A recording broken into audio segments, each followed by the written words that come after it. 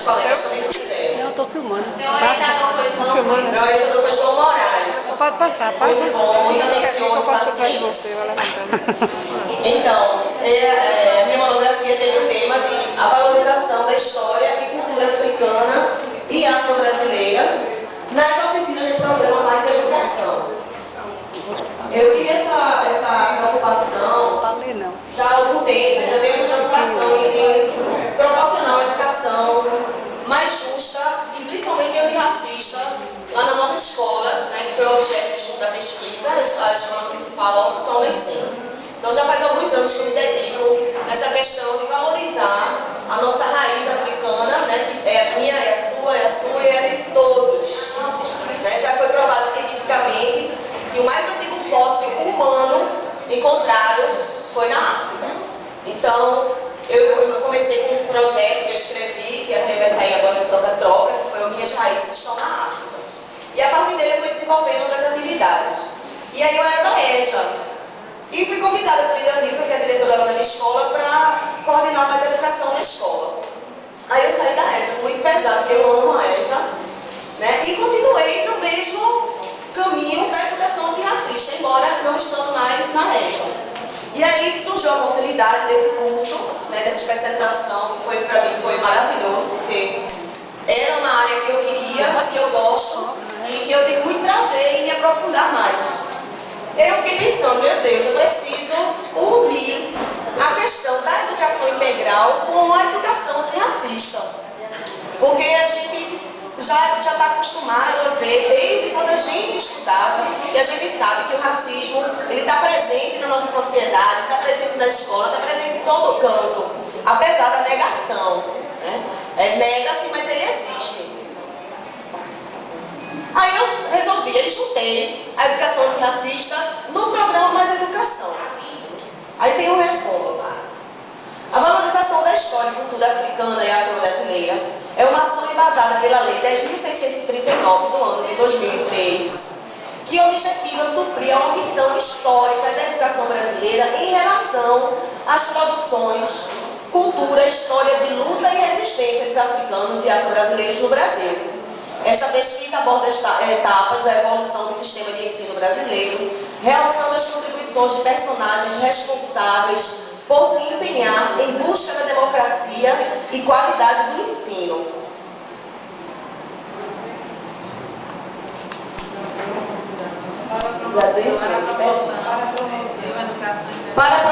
Qualidade do ensino para a promoção de uma educação integral e integrada à realidade dos alunos.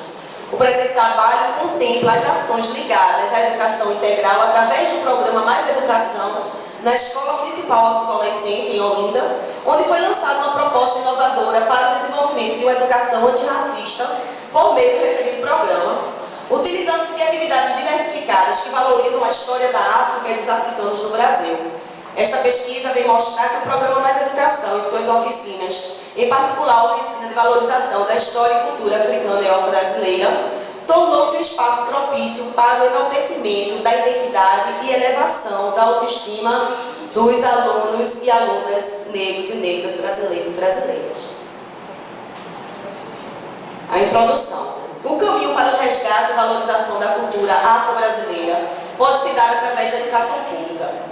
Neste sentido, é necessário considerar a presença africana em nossa cultura de tal maneira que os conteúdos escolares assumam referenciais africanos positivos, que não é o que vem acontecendo durante toda a história da educação brasileira. Né? A gente tem sempre referenciais negros negativos, de escravidão, de grilhões e etc. Buscando produzir um efeito positivo na construção da sua identidade. Ainda professores e professoras, principalmente aqueles que trabalham em escolas com o programa de educação integral Mais Educação, têm um espaço privilegiado para transformar essa realidade. Minimizar este silêncio mal intencionado que circula o racismo na escola e na sociedade, pois este está presente nos livros didáticos e paradidáticos, nas imagens, nos contos de fadas, nos filmes e principalmente em atitudes cotidianas dos alunos, que muitas vezes são desdenhadas, tidas como brincadeira de criança, mas que demonstram claramente o seu caráter pejorativo e cruel. Essas brincadeirinhas, esses nomezinhos, que eu não vou ficar aqui dizendo todos os todos os apelidos negativos que se usam, que a gente conhece demais, né? E que é muito mais fácil para alguns professores dizer assim, brincadeira, está brincando. E às vezes até o próprio aluno que faz, não, que é brincadeira dele, ele está brincando. Que ele já tem medo de ser mais rejeitado do que ele já está sendo. O professor não pode se omitir diante dessas atitudes, não. Aí vem a consideração teórica, que é o primeiro capítulo da monografia. Eu tentei resumir bastante, né, para não cansar a gente. Para tratarmos sobre educação integral e antirracista com mais propriedade, é necessário analisarmos um pouco a trajetória da educação em nosso país, para percebermos que houve algumas mudanças, desde a introdução do ensino da língua portuguesa com fins religiosos, até a democracia do ensino, do que se ensina e para quem se ensina. Mas os poucos avanços foram resultados de lutas de pessoas e movimentos em prol da liberdade, igualdade e justiça social. E é pertinente ao nosso trabalho de educadores que entendamos esse processo para nos posicionarmos e agirmos em busca de uma educação de qualidade e antirracista. Aí eu fiz um breve apanhado da história, do começo da história da educação, do objetivo que teve quando começou a educação aqui no Brasil, né? Que eram os jesuítas que vieram com a intenção de alfabetizar para que se lesse a Bíblia. Não era com a intenção de conscientizar, de formar cidadãos, e essas que a gente tem hoje, essas ideias. Não. Era para catequizar. A princípio, o objetivo dos padres era catequizar os índios, que eram tidos como seres sem fé. Na promoção da organização social, o ensino destinava-se a uma minoria dos donos de terra e senhores de engenho, sobre uma massa de agregados e escravos, ficando ainda excluídos desta minoria as mulheres e os filhos primogênitos. As mulheres, que a gente sabe, sempre foram discriminadas, né? E os filhos primogênitos, que eles tinham que ser preparados para estar lá na vida, e não para ir para a escola. Assumindo a forma de luta de classes, a expansão do ensino no Brasil, mormente contada em 1930, obedeceu às normas da instabilidade próprias de uma sociedade heterogênea, profundamente marcada por uma herança cultural, academicista e aristocrática. Apesar de tantas divergências, vários educadores empenhavam-se em implantar ideias renovadoras no ensino. Nos anos 1920, a necessidade de preparar o país para o desenvolvimento estava chegando, levou um grupo de intelectuais brasileiros a se interessar pela educação, vista como instrumento central para remodelar o país. Os novos teóricos viam no sistema estatal de ensino livre e aberto o único meio efetivo de combate às desigualdades sociais. Esse movimento, chamado de Escola Nova, ganhou força nos anos 1930, principalmente após a divulgação, em 1932, do Manifesto da Escola Nova. Envolvido por esse ambiente inovador, Anísio Teixeira foi um dos principais nomes do escolanovismo brasileiro e em 1932 foi um dos signatários do movimento dos pioneiros da educação nova. Anísio tinha como meta a reconstrução dos ideais de uma escola pública e gratuita nos diversos níveis. Na sua luta por uma educação laica e igualitária, provocou reações de diversas ordens, como perseguições políticas por ser considerado comunista. Os bispos se reuniram todos para caçar Anísio Teixeira. E nessa época, toda a sociedade do Rio de Janeiro, na época, e outros conhecidos de todo o Brasil, fizeram um manifesto para que ele não fosse destituído do cargo dele, que ele estava de secretário da Educação. Então diziam que ele era comunista porque ele estava defendendo uma escola laica e igualitária. Escola não é igreja, minha gente, pelo amor de Deus. Escola se trata de educação, de cultura, de cidadania. E foi muito difícil para a educação brasileira se libertar dessa corrente, desse elo que era formado entre religião e escola. Tudo do começo. Por isso que eu fiz questão de começar mostrando no comecinho, para a gente entender por que ainda a religião está tão arraigada dentro das nossas escolas. E como é necessário, como as pessoas já vêm essa luta muito antiga para tentar separar isso aí.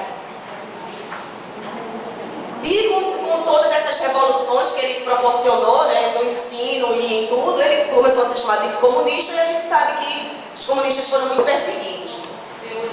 Anísio Teixeira morreu em 1971 em circunstâncias consideradas obscuras. Seu corpo foi achado num elevador na Avenida Rui Barbosa, no Rio de Janeiro. várias investidas em educação integral aconteceram.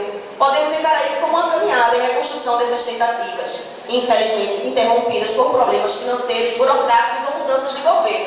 Várias tentativas de educação integral aconteceram.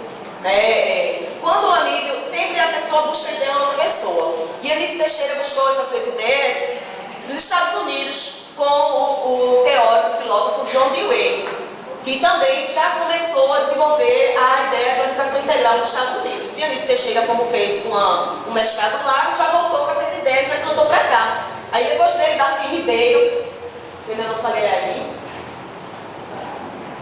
Aí depois disso, Darcy Ribeiro continuou também, que era amigo dele, continuou o projeto. Então teve CIATES, teve no governo de Fleury, também teve vários projetos de educação integral. A pena, como falei aqui antes, é que aí quando o governo não continua, falta dinheiro, não dá certo, não tem merenda, os meninos não vão direito, né? Aí são os problemas que vão acontecendo e a gente acaba incapacitando que as ideias se concretizem 100% como deveria.